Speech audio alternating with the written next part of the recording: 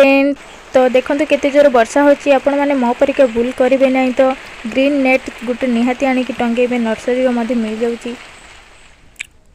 तो वर्षा छाड़ी गला परे एमती हल्का खरा आसी जाइची तो चलंतु आमे गछर किछि जत्न करबा केयर करनबा।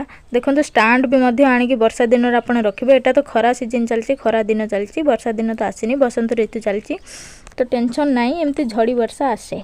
तो देख ये वर्षा पानी आम गछ पाई किसी क्षतिकारक नुहे गछ तो निहाती बहुत वर्षा पानी पाइले बहुत शीघ्र बढ़े।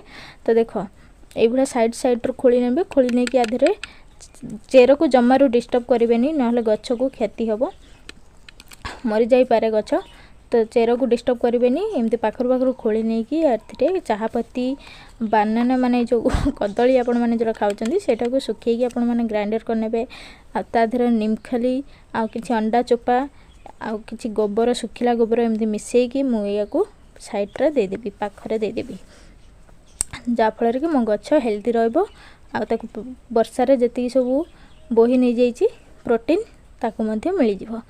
तो गछर देखंतु एमती जत्न करि नेबे। तो मो वीडियो टी भल लागुतले लाइक शेयर सब्सक्राइब करिए प्लीज।